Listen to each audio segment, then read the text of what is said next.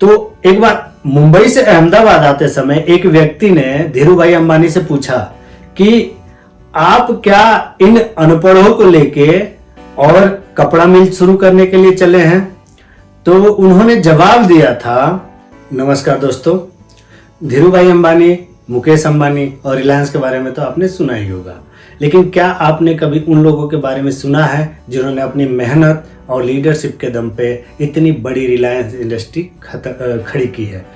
क्या आपने ये कहावत सुनी है कि एक स्वर्ग में दास बन के रहने से अच्छा है कि नर्क में राजा बना जाए?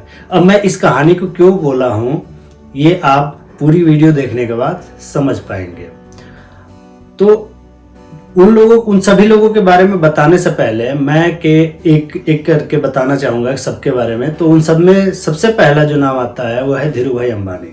धीरूभाई अंबानी के बारे में आपको थोड़ा सा ब्रीफ में मैं बता देता हूं, उसके बाद अन्य लोगों के बारे में बताऊंगा। आप उस व्यक्ति को क्या कहेंगे जिसको हार से नफरत हो? धीरज लाल हीराचंद अंबानी, जो कभी छोटा नहीं सोचते थे, हमेशा सबसे ऊंचा उड़ने और सबसे आगे दौड़ने के बारे में सोचते थे। वो हमेशा ही अपने आज से 20-30 साल आगे की सोच के और तैयारी करते थे। अगर वो आज कोई काम शुरू करते थे तो ये सोच के करते थे कि 30 साल बाद इसकी स्थिति क्या होगी। 15 साल की उम्र में वो मुंबई चले गए अपने काम की तलाश में, और मुंबई से फिर वो अदन चले गए। अदन जाके फिर उन्होंने वहां पे पेट्रोल पंप पे सहायक का काम किया। 10 साल काम करने के बाद वो वहां से भारत आए और 15,000 रुपए से, मात्र 15,000 रुपए से उन्होंने अपना आयात निर्यात का काम शुरू किया।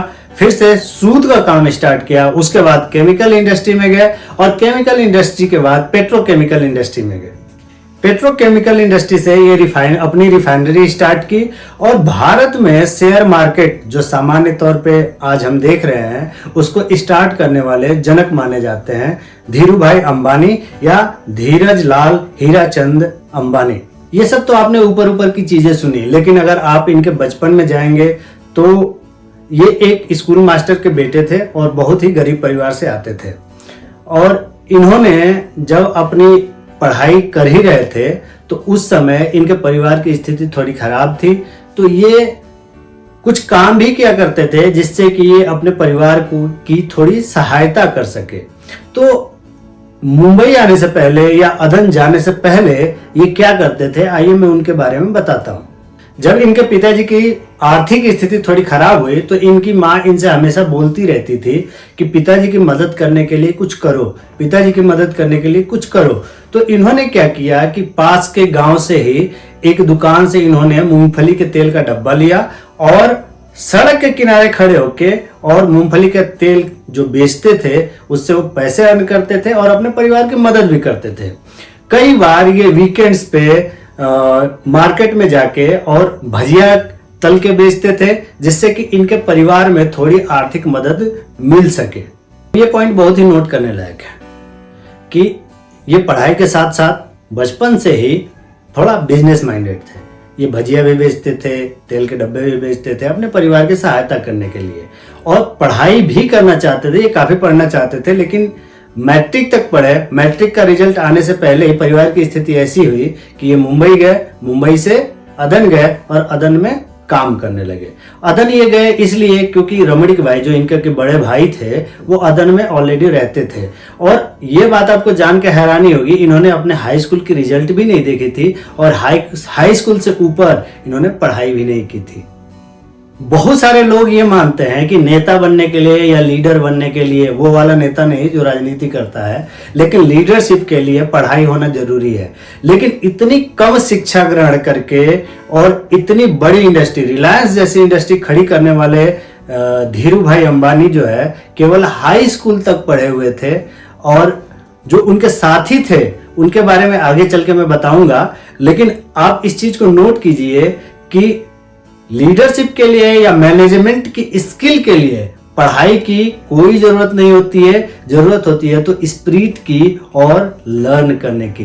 तो आगे और भी सुनिए जो कि इनके सहयोगी थे उनके बारे में। तो इतना बड़ा रिलायंस बनने की कहानी शुरू होती है नरोदा प्लांट से। नरोदा जो कि गुजरात में स्थित है। नरोदा प्लांट लगाने से पहले ये लोग सूत का व्यापार करते थे। तो धीरू भाई अंबानी ने सोचा कि हम क्यों ना जो सूत का व्यापार कर रहे हैं उसको बनाना शुरू करें।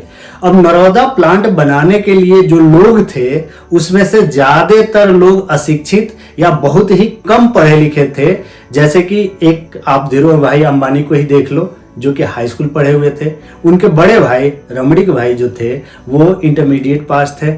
और ज्यादातर लोग जो उनकी टीम में थे या तो हाई स्कूल फेल थे या हाई स्कूल तक पढ़े थे, या मिडिल क्लास फेल थे या मिडिल क्लास पढ़े हुए थे, जिन्होंने केवल अपने मेहनत और लीडरशिप की क्वालिटी के बल पे और एक जो उनके अंदर जुनून था, उस जुनून के बल पे उन्होंने पूरा नरोदा प्लांट खड़ा किया। उसमें से कोई भी इंजीनियरिंग नहीं पढ़ा हुआ था और ना ही कोई बिजनेस के बारे में या इंडस्ट्री चलाने के बारे में जानता था। कैसे प्लांट लगेगा ये भी नहीं जानता था कोई, कैसे कपड़े का मिल लगेगा, कैसे प्लांट लगेगा, कैसे मशीनें लगेंगी, किसी को कुछ नहीं पता था।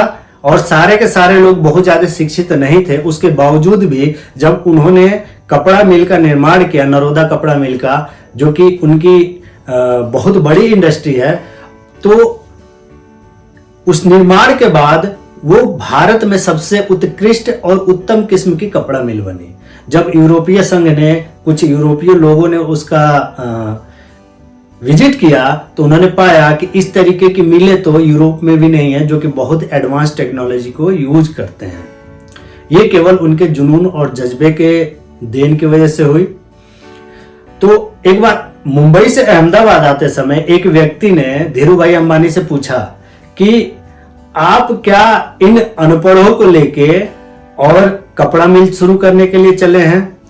तो उन्होंने जवाब दिया था कि जब भगवान राम वानरों की सेना को लेके और लंका पर विजय प्राप्त कर सकते हैं तो हम क्यों नहीं इन अनपढ़ों की टीम खड़ी करके और एक बहुत बड़ी इंडस्ट्री खड़ी कर सकते हैं। और आज आप देख रहे हैं कि उनका जो विजन था, जो उनकी थिंकिंग थी, जो उनका लीडरशिप था, वो इतनी बड़ी रिलायंस इंडस्ट्री को खड़ी कर पाए हैं, जो कि आज भारत में 1 नंबर पे है। इसको बताने के पीछे केवल एक पर्पस था कि जुनून, जज्बा और सपनों में जान हो। तो अशिक्षितों की टीम लेके, अनपढ़ों की टीम लेके और रिलायंस जैसी बड़ी इंडस्ट्री को भी आप खड़ी कर सकते हैं, जो कि धीरू भाई अंबानी ने, धीरज लाल हीराचंद अंबानी ने करके दिखाया। तो शुरू में मैंने एक कहावत बोली थी, उसको दोबारा रिपीट करता हूं कि स्वर्ग का दास बनने से अच्छा है कि नरक में राजा की जिंदगी जिया जाए।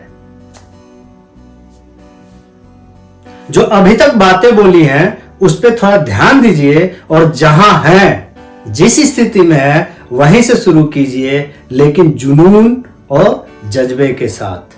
अगर आपको ये वीडियो पसंद आया हो तो कृपया मेरे चैनल को सब्सक्राइब करें, बेल आइकन दबाएं, लाइक करें, कमेंट करें, लोगों को शेयर करें और ज्यादा से ज्यादा लोगों तक पहुंचाएं। अगला वीडियो आने तक जय श्री राम, जय हिंद, जय भारत।